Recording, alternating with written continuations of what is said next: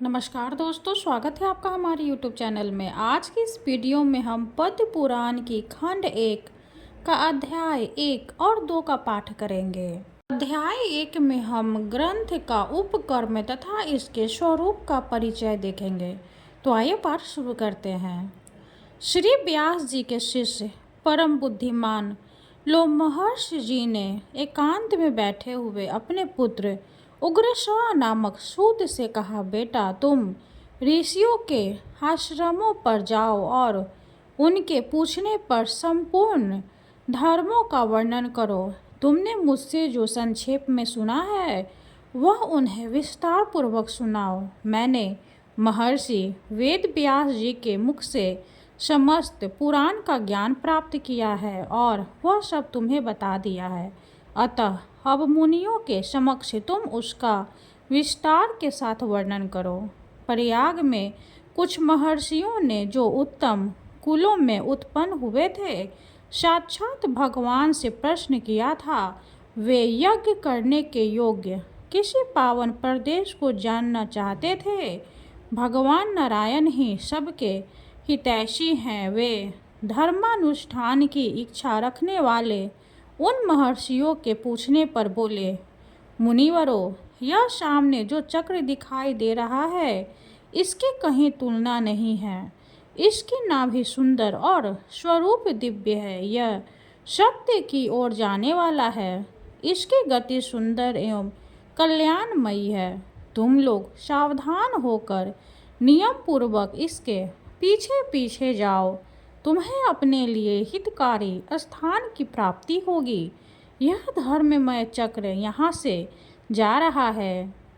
जाते जाते जिस स्थान पर इसकी नेभि जीर्ण शीर्ण होकर गिर पड़े उसी को पुण्यमय प्रदेश समझना। उन सभी महर्षियों से ऐसा कहकर भगवान अंतर्धान हो गए और वह धर्म चक्र नैमिषारण्य के गंगावर्त नामक स्थान पर गिरा। तब ऋषियों ने निमिषीर्ण होने के कारण उस स्थान का नाम नैमिष रखा और नैमिषारण्य में दीर्घ काल तक चालू रहने वाले यज्ञों का अनुष्ठान आरंभ कर दिया। वहीं तुम भी जाओ और ऋषियों के पूछने पर उनके धर्म विषय का संशयोग का निवारण करो।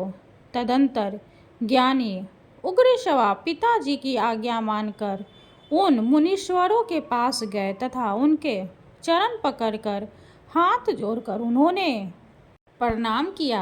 सूत जी बड़े बुद्धिमान थे। उन्होंने अपनी नम्रता और प्रणाम आदि के द्वारा महर्षियों को संतुष्ट किया। वे यज्ञ में भाग लेने वाले महर्षि भी सदस्य सहित बहुत प्रसन्न हुए तथा सबने एकत्रित होकर सूत जी का यथा योग्य आदर सत्कार किया। ऋषि बोले, देवताओं के समान तेजस्वी सूत जी, आप कैसे हो और किस देश से यहाँ आए हैं?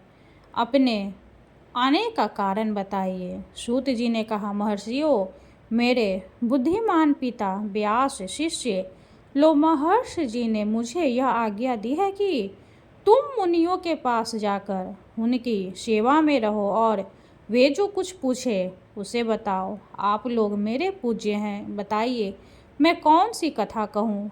पुराण, इतिहास अथवा भिन्न भिन्न प्रकार के धर्म जो आज्ञा दीजिए वही सुनाओ। सूत जी का यह मधुर वचन सुनकर वे श्रेष्ठ महर्षि बहुत प्रसन्न हुए। अत्यंत विश्वसनीय विद्वान लोमहर्षण पुत्र उग्रश्रवा को उपस्थित देख उनके हृदय में पुराण सुनने की इच्छा जागृत हुई। उस यज्ञ में यजमान थे महर्षि शौनक, जो संपूर्ण शास्त्रों के विशेषज्ञ, मेधावी तथा वेद के विज्ञानमय आरण्यक भाग के आचार्य थे। वे सब महर्षियों के साथ श्रद्धा का आश्रय लेकर धर्म सुनने की इच्छा से बोले। शौनक ने कहा, महाबुद्धिमान सूत जी, आपने इतिहास और पुराणों का ज्ञान प्राप्त करने के लिए ब्रह्म ज्ञानियों में श्रेष्ठ भगवान व्यास जी की भली भांति आराधना की है।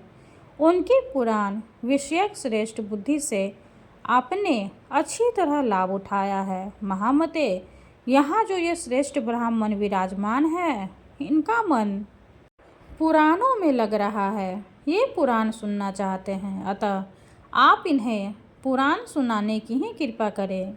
ये सभी श्रोता जो यहाँ एकत्रित हुए हैं बहुत ही श्रेष्ठ है। भिन्न भिन्न गोत्रों में इनका जन्म हुआ है। ये वेदवाणी ब्राह्मण अपने अपने वंश का पौराणिक वर्णन सुने। इस दीर्घकालीन यज्ञ के पूर्ण आप मुनियों को पुराण सुनाइए। महाप्रयाग, आप इन सब लोगों से पद्म पुराण की कथा कहिए। पद्म की उत्पत्ति कैसे हुई, उससे ब्रह्मा जी का आविर्भाव किस प्रकार हुआ था, कमल से प्रकट हुए ब्रह्मा जी ने किस तरह जना को सृष्टि की, ये सब बातें इन्हें बताइए। उनके इस प्रकार पूछने पर लोमहर्ष कुमार सूत जी ने सुंदर वाणी में सूक्ष्म अर्थ से भरा हुआ न्याय युक्त वचन कहा। महर्षियों, आप लोगों ने जो मुझे पुराण सुनाने की आज्ञा दी है, इससे मुझे बड़ी प्रसन्नता हुई है। यह मुझ पर आपका महान अनुग्रह है। संपूर्ण धर्मों के पालन में लगे रहने वाले पुराण वेत्ता विद्वानों ने जिनकी फलित व्याख्या की है, उन पुराणोक्त विषयों को मैंने जैसा सुना है उसी रूप में वह सब आपको सुनाऊंगा।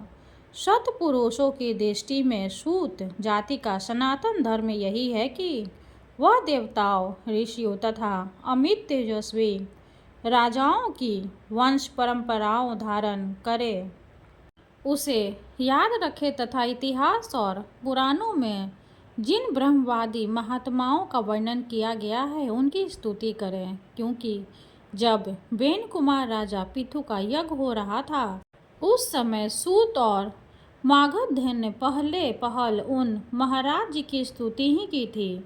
उस स्तुति से संतुष्ट होकर महात्मा पिथु ने उन दोनों को वरदान दिया।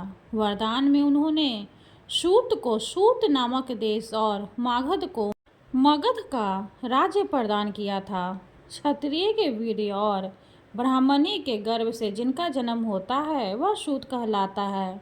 ब्राह्मणों ने मुझे पुराण सुनाने का अधिकार दिया है। आपने धर्म का विचार करके ही मुझसे पुराण की बातें पूछी है, इसलिए इस भूमंडल में जो सबसे उत्तम एवं ऋषियों द्वारा सम्मानित पद्म पुराण है, उसकी कथा आरंभ करती हूँ। श्री कृष्ण द्वैपायन व्यास जी साक्षात भगवान नारायण के स्वरूप हैं। ये ब्रह्मवादी सर्वज्ञ संपूर्ण लोकों में पूजित तथा अत्यंत तेजस्वी हैं। उन्होंने प्रकट हुए पुराणों का मैंने अपने पिताजी के पास रहकर अध्ययन किया है। पुराण सब शास्त्रों के पहले से विद्यमान है। ब्रह्मा जी ने कल्प के आदि में सबसे पहले पुराणों की ही स्मरण किया था। पुराण त्रिवर्ग अर्थात धर्म, अर्थ और काम के साधक एवं परम पवित्र है। उनकी रचना 100 करोड़ श्लोकों में हुई है। समय के अनुसार इतने बड़े पुराणों का श्रवण और पठन असंभव देखकर स्वयं भगवान उनका संक्षेप करने के लिए प्रत्येक द्वापर युग में व्यास रूप से अवतार लेते हैं और पुराणों को 18 भागों में बांटकर उन्हें 4 लाख श्लोकों में सीमित कर देते हैं। पुराणों का यह संक्षिप्त संस्करण ही इस भूमंडल में प्रकाशित होता है। देवलोक में आज भी 100 करोड़ श्लोकों का विस्तृत पुराण मौजूद है। अब मैं परम पवित्र पद्म पुराण का वर्णन आरंभ करती हूँ। उसमें 5 खंड और 55,000 श्लोक है। पद्म पुराण में सबसे पहले सृष्टि खंड है, उसके बाद भूमि खंड आता है, फिर स्वर्ग खंड और उसके पश्चात पाताल खंड है। तदंतर परम उत्तम उत्तर खंड का वर्णन आया है। इतना ही पद्म पुराण है। भगवान की नाभि से जो महान पद्म कमल प्रकट हुआ था, जिससे इस जगत की उत्पत्ति हुई है, उसी के वृत्तांत का आश्रय लेकर यह पुराण प्रकट हुआ है, इसलिए इसे पद्म पुराण कहते हैं। यह पुराण स्वभाव से ही निर्मल है, उस पर भी इसमें श्री विष्णु भगवान के महात्म्य का वर्णन होने से इसकी निर्मलता और भी बढ़ गई है। देवाधिदेव भगवान विष्णु ने पूर्व काल में ब्रह्मा जी के प्रति जिसका उपदेश किया था तथा ब्रह्मा जी ने जिसे अपने पुत्र मरीचि को सुनाया था, वही यह पद्म पुराण है। ब्रह्मा जी ही इसे इस जगत में प्रचलित किया है। पहला अध्याय समाप्त हुआ। अब हम दूसरा अध्याय का पाठ करेंगे। सूत जी कहते हैं, महर्षियों, जो सृष्टि रूप मूल प्रकृति के ज्ञाता तथा इन भावात्मक पदार्थों के दृष्टा हैं, जिन्होंने इस लोक की रचना की है, जो लोकतत्व के ज्ञाता तथा योगवेत्ता हैं, जिन्होंने योग का आश्रय लेकर संपूर्ण चराचर जीवों की सृष्टि की है, और जो समस्त भूतों तथा अखिल विश्व के स्वामी हैं, उन सच्चिदानंद परमेश्वर को मैं नमस्कार करती हूँ। फिर ब्रह्मा, महादेव, इंद्र, अन्य लोकपाल तथा सूर्यदेव को एकाग्रचित्त से नमस्कार करके ब्रह्म स्वरूप वेद व्यास जी को प्रणाम करती हूँ। उन्होंने इस पुराण विद्या को प्राप्त करके मैं आपके समक्ष प्रकाशित करती हूँ, जो नित्य सद सत्य स्वरूप अव्यक्त एवं सबका कारण है। वह ब्रह्म ही महतत्व से लेकर विशेष पर्यंत विशाल ब्रह्मांड की सृष्टि करता है। यह विद्वानों का निश्चित सिद्धांत है। सबसे पहले हिरण्यमय तेजोमय अंड में ब्रह्मा जी का प्रादुर्भाव हुआ। वह अंड सब ओर जल से घिरा है। जल के बाहर तेज का घेरा और तेज के बाहर वायु का आवरण है। वायु आकाश से और आकाश भूतानी तासव अहंकार से घिरा है। अहंकार को महत्त्व ने घेर रखा है और महत्त्व को अव्यक्त मूल प्रकृति से घिरा है। उक्त अंड को ही संपूर्ण लोगों की उत्पत्ति का आश्रय बताया गया है। इसके सिवा इन पुराण में नदियों और पर्वतों की उत्पत्ति का बारंबार वर्णन किया गया है। मनवंतरों और कल्पों का भी संक्षेप में वर्णन है। पूर्व काल में ब्रह्मा जी ने महात्मा पुलस्त्य को इस पुराण का उपदेश दिया था। फिर पुलस्त्य ने इसे गंगा द्वार यानी हरिद्वार में भीष्म जी को सुनाया था। इस पुराण का पठन, श्रवण तथा विशेषतः स्मरण धन, यश और आयु को बढ़ाने वाला एवं संपूर्ण पाप का नाश करने वाला है। जो द्विज अंगों और उपनिषदों सहित चारों वेदों का ज्ञान रखता है, उसकी अपेक्षा वो अधिक विद्वान है। जो केवल इस पुराण का ज्ञाता है। दो इतिहास और पुराणों के सहारे ही वेद की व्याख्या करनी चाहिए, क्योंकि वेद अल्प के विद्वान से यह सोचकर डरता रहता है कि कहीं यह मुझ पर प्रहार न कर बैठे, अर्थ का अनर्थ न कर बैठे। तात्पर्य यह कि पुराणों का अध्ययन किए बिना वेदार्थ का ठीक ठाक ज्ञान नहीं होता। यह सुनकर ऋषियों ने सूत जी से पूछा, मुझे भीष्म जी के साथ पुलस्त्य ऋषि का समागम कैसे हुआ? पुलस्त्य मुनि तो ब्रह्मा जी के मानस पुत्र हैं। मनुष्यों को उनका दर्शन होना दुर्लभ है। महाभाग, भीष्म जी को जिस स्थान पर और जिस प्रकार पुलस्त्य जी का दर्शन हुआ, वह सब हमें बतलाइए। सूत जी ने कहा, महात्माओं, साधुओं का हित करने वाली विश्व पावनी महाभागा गंगा जी जहाँ पर्वत मालाओं को भेद कर बड़े वेग से बाहर निकलती है, वह महान तीर्थ गंगा द्वार के नाम से विख्यात है। प्रीत भक्त भी वहीं निवास करते थे। ये ज्ञानोपदेश सुनने को इच्छा से बहुत दिनों से महापुरुषों के नियम का पालन करते थे। स्वास्थ्याय और तर्पण के द्वारा देवताओं और पितरों की तृप्ति तथा अपने शरीर का शोषण करते हुए भीष्म जी के ऊपर भगवान ब्रह्मा बहुत प्रसन्न हुए। वे अपने पुत्र मुनिश्रेष्ठ पुलस्त्य जी से इस प्रकार बोले, बेटा, तुम कुरु वंश का भार वहन करने वाले वीरवर देखत के, जिन्हें भीष्म भी कहते हैं, समीप जाओ, उन्हें तपस्या से निवृत्त करो और इसका कारण भी बतलाओ। महाभाग भीष्म अपने पितृ भक्ति के कारण भगवानों का ध्यान करते हुए गंगा द्वार में निवास करते हैं। उनके मन से जो कामना हो उसे शीघ्र पूर्ण करो, विलंब नहीं होना चाहिए। पितामह का वचन सुनकर मुनिवर पुलस्त्य जी गंगा द्वार में आए और भीष्म जी से इस प्रकार बोले, वीर, तुम्हारा कल्याण हो। तुम्हारे मन में जो इच्छा हो उनके अनुसार कोई वर मांगो। तुम्हारी तपस्या से साक्षात भगवान ब्रह्मा जी प्रसन्न हुए हैं। उन्होंने ही मुझे यहाँ भेजा है। मैं तुम्हें मनोवांछित वरदान दूंगा। पुलस्त्य जी वचन मन और कान को सुख पहुँचाने वाला था। उसे सुनकर भीष्म आंखें खोल दी और देखा पुलस्त्य जी सामने खड़े हैं। उन्हें देखते ही भीष्म जी उनके चरणों पर गिर पड़े। उन्होंने अपने संपूर्ण शरीर से पृथ्वी का स्पर्श करते हुए उन मुनि श्रेष्ठों को साष्टांग प्रणाम किया और कहा, भगवान, आज मेरा जन्म सफल हो गया। यह दिन बहुत ही सुंदर है क्योंकि आज आपके विश्वनेचरों का मुझे दर्शन प्राप्त हुआ है। आज आपने दर्शन दिया और विशेषतः मुझे वरदान देने के लिए गंगा जी के तट पर पदार्पण किया। इतने से ही मुझे अपनी तपस्या का सारा फल मिल गया।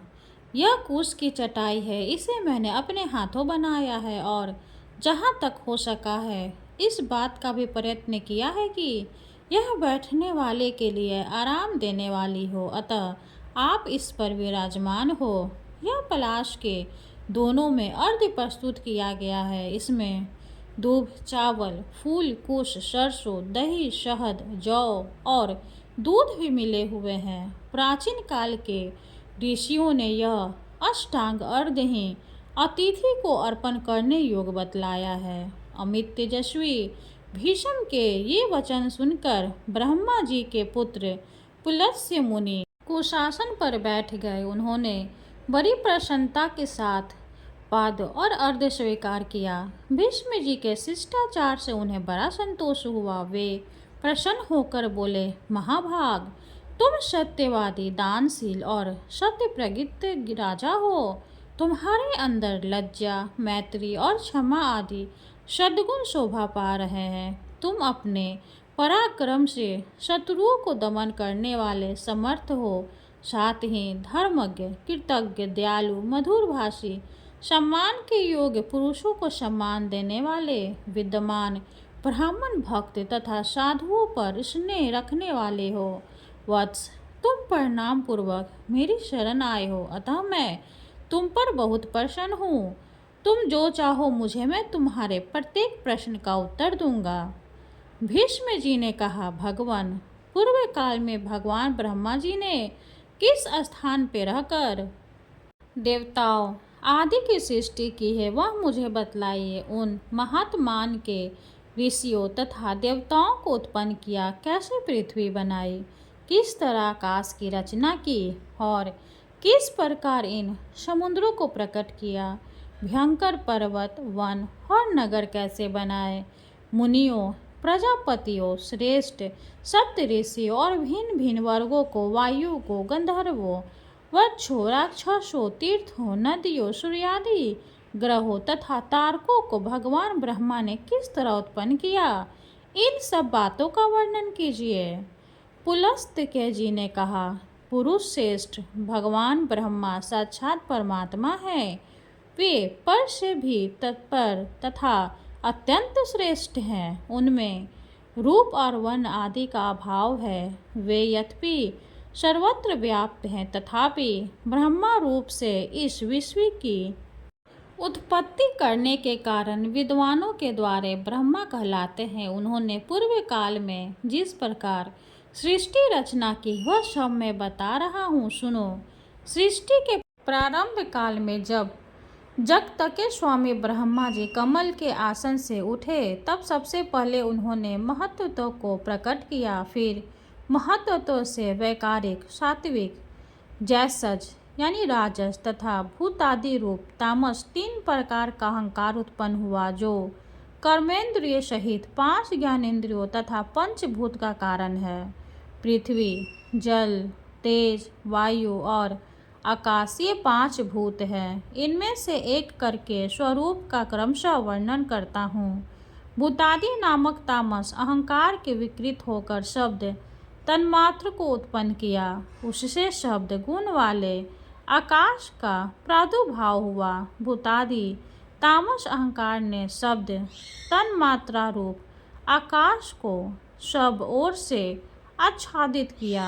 तब शब्द तंत्र मादक रूप आकाश ने विकृत होकर स्पर्श तन्मात्रा की रचना की। उससे अत्यंत बलवान वायु का प्राकट्य हुआ, जिसका गुण स्पर्श माना गया है। तदंतर आकाश से आच्छादित होने पर वायु तत्व में विकार आया और उसने रूप तन्मात्रा की सृष्टि की। वह वायु से अग्नि के रूप में प्रकट हुई रूप उसका गुण कहलाता है। तत्पश्चात स्पर्श तन्मात्रा वाले वायु ने रूप तन्मात्रा वाले तेज को सब ओर से आवृत किया। इससे अग्नि तत्व ने विकार को प्राप्त होकर रस तन्मात्रा को उत्पन्न किया। उससे जल की उत्पत्ति हुई, जिसका गुण रस माना गया है। फिर रूप तन्मात्रा वाले तेज से रस तन्मात्रा रूप जल तत्व को सब ओर से आच्छादित किया। इससे विकृत होकर जल तत्व ने गंध तन्मात्रा की सृष्टि की, जिससे यह पृथ्वी उत्पन्न हुई। पृथ्वी का गुण गंध माना गया है। इंद्रियां तेजस कहलाती है, क्योंकि वे राजस अहंकार से प्रकट हुई है। इंद्रियों के अधिष्ठाता 10 देवता वैकारिक कहे गए हैं, क्योंकि उनकी उत्पत्ति सात्विक अहंकार से हुई है। इस प्रकार इंद्रियों के अधिष्ठाता 10 देवता और 11वां मन के वैकारिक माने गए हैं। त्वचा, चक्षु, नासिका, जी और श्रोत, ये 5 इंद्रियां शब्दायिक विषयों का अनुभव कराने के साधन हैं। अतः इन 5 को बुद्धि युक्त अर्थात ज्ञानेंद्रियां कहते हैं। गुद्दा, उपस्थ, हाथ, पैर और वाक ये क्रमशः मल त्याग, मैथुन जनित सुख, शिल्प निर्माण, हस्त कौशल गमन और शब्दोच्चारण इन कामों में सहायक है, इसलिए इन्हें कर्मेंद्रियां माना गया है। वीर, आकाश, वायु, तेज, जल और पृथ्वी क्रमशः शब्दादिक उत्तरोत्तर गुणों से युक्त है। अर्थात आकाश का गुण शब्द, वायु के गुण शब्द और स्पर्श, तेज के गुण शब्द स्पर्श और रूप, जल के शब्द स्पर्श रूप और रस तथा पृथ्वी के शब्द स्पर्श रूप रस एवं गंधर्व के सभी गुण हैं।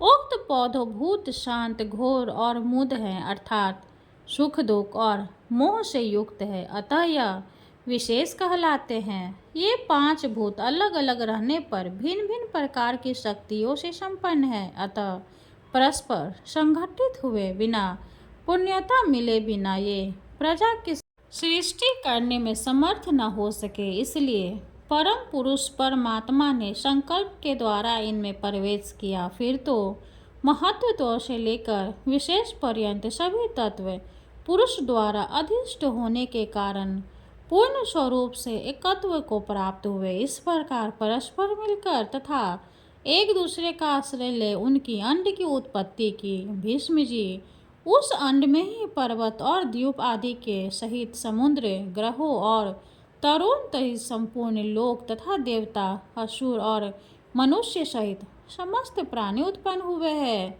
वह अंड पूर्व की अपेक्षा 10 गुने अधिक जल, अग्नि, वायु, आकाश और भूतादि अर्थात तामस अहंकार से आवृत है। भूतादि महत्व से घिरे हैं तथा इन सबके सहित महत्व भी अव्यक्त प्रधान या मूल प्रकृति के द्वारा आवृत है।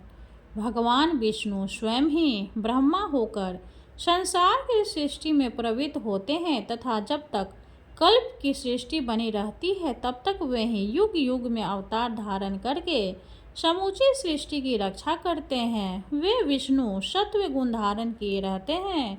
उनके पराक्रम की कोई सीमा नहीं है। राजेंद्र, जब कल्प का अंत होता है तब वही अपना तमः प्रधान रौद्र रूप प्रकट करते हैं और अत्यंत भयानक आकार धारण करके संपूर्ण प्राणियों का संहार करते हैं। इस प्रकार सब भूतों का नाश करके संसार को एकांत वर्ग के जल में निगमन करके वे सर्वस्वरूपधारी भगवान स्वयं शेष नाग की शैया पर शयन करते हैं। फिर जागने पर ब्रह्मा का रूप धारण करके वे नए सिरे से संसार की सृष्टि करने लगते हैं। इस तरह एक ही भगवान जनार्दन सृष्टि पालन और संहार करने के कारण ब्रह्मा, विष्णु तथा शिव नाम धारण करते हैं। वे प्रभु सृष्टा होकर स्वयं अपनी ही सृष्टि करते हैं, पालक होकर पालनीय रूप से अपना ही पालन करते हैं और संहार की होकर स्वयं अपना ही संहार करते हैं। पृथ्वी, जल, तेज, वायु और आकाश सब वे ही हैं, क्योंकि अविनाशी विष्णु ही सब भूतों के ईश्वर और विश्व रूप हैं। इसलिए प्राणियों में स्थित स्वर्ग आदि भी उन्हीं के सहायक है। दूसरा अध्याय समाप्त हुआ। हरे कृष्णा। अब हम भगवान सूर्य चालीसा का पाठ करेंगे और सूर्य देव की आरती करेंगे। कनक बदन कुंडल मकर, मुक्ता माला अंग, पद्मासन स्थित ध्याई शंख चक्र के संग। जय सविता जय जयति दिवाकर, सहस्त्रांशु सप्ताश्वति मिराकर, भानु पतंग मरीचि भास्कर, सविता हंस सुनूर विभाकर, विवस्वान आदित्य विकर्तन, मार्तंड हरि रूप विरोचन, अंबर मणि खग रवि कहलाते, वेद नय गर्भ कह गाते, शस्त्रतांश प्रधोतन कहीं कहीं, मुनिगण होते प्रसन्न मोदल ही, अरुण सदृश सारथी मनोहर, हाँकत है साता चढ़ी रथ पर, मंडल की महिमा अति न्यारी, तेज रूप करी बलिहारी, उच्च श्रवा सदृश है ज्योति, देखी पुरंदर लचित होवे, मित्र मरीचि भानु अरुण भास्कर, सविता सूर्य अर्क खग कलिहर पूषा, रवि आदित्य नाम ले हरि ने गर्भाय नमः कहिए, द्वादश नाम प्रेम सो गावे, मस्तक बारह बार नवावे, चार पदार्थ सोजन पावे, दुख दारिद्र अघ पुंज नसावे, नमस्कार को चमत्कार है या, विधि हरि हरि को कृपा सारे या, सेवे भानु तुम ही मन लाई, अष्ट सिद्धि नौधि ते ही पाई, 12 नाम उच्चारण करते, सहस जन्म के पातक टरते, उपाख्यान जो करते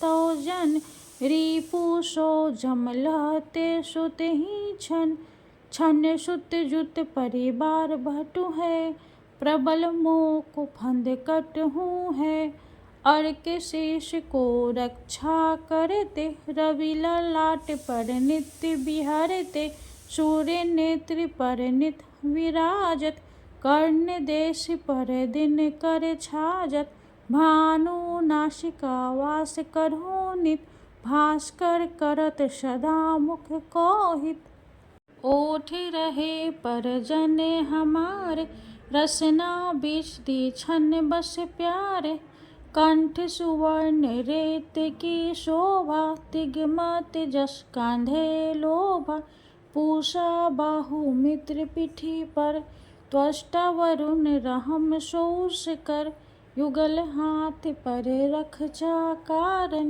भानुमान और शर्म सुदर्शन, बसत नाभि आदित्य मनोहर, कटिमा हंस रहत मन मुद भर, जंघा गोपति सविता बाशा, गुप्त दिवाकर करते हुलासा, विवस्वान पद की रखवारी, बाहर बसते नित तमेहारी, सहस्त्रांशु सरवाग समारे, रक्षा कवच विचित्र विचारे, अस्य जो जन अपने नामाहि, भय जग बीच करहूँ तेहि नाहि, दरिद्र कुष्ठ तेहि कबहू न व्यापे, जो जन या को मन मह जापे, अंधकार जग का जो हरता, नौ प्रकाश से आनंद भरता, ग्रह गण कृषि न मिटावत चाहि, कोटि बार में पर नौ चाहि, मंद्र सदृश सुज जग में जाके, धर्म राज सम अद्भुत बाके, धन्य धन्य तुम दिन मनि देवा, किया करत सुर मुनि नर सेवा, भक्ति भाव युत पुण्य नियम सो, दूर हटत सो भव के भ्रम सो, परम धन्य सो नर तन धारी, है प्रसन्न जेहि पर तम हारी, अरुण माघ मह सूर्य फागुन, मध्य विदा नाम रवि उदय, भान उदय विशाख गिनावे, ज्येष्ठ इंद्र आषाढ़ रवि गावे, यम भादो आसिन हिम रेता, कार्तिक होत दिवाकर नेता, अगहन विष्णु है पूषहि, पुरुष नाम रवि है मल मासहि, भानु चालीसा प्रेम युत गावी जे नर नित, सुख संपत्ति लह विविध होहि सदा कीर्ति कीर्त्य।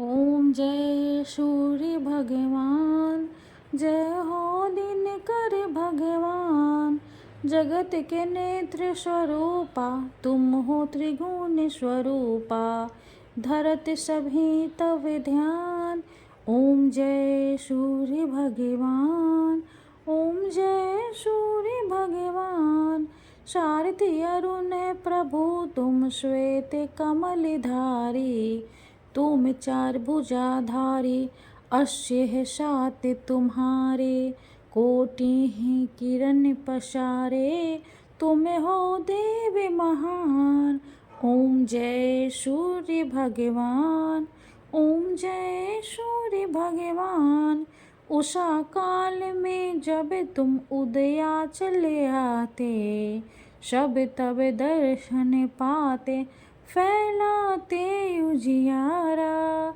जागता तब जग सारा, करे सब तब गुणगान, ओम जय सूर्य भगवान, ओम जय सूर्य भगवान, संध्या में भुवनेश्वर अस्ताचल जाते, गोधन तब घर आते, गोधूल बेला में, घर घर हर आंगन में हो तब महिमा गान, ओम जय सूर्य भगवान, ओम जय सूर्य भगवान, देव धनुज नर नारी, ऋषि मुनिवर भजते, आदित्य हृदय जपते, श्रोत्रिय मंगलकारी, इसकी है रचना न्यारी, दे नव जीवन दान, ओम जय सूर्य भगवान, ओम जय सूर्य भगवान,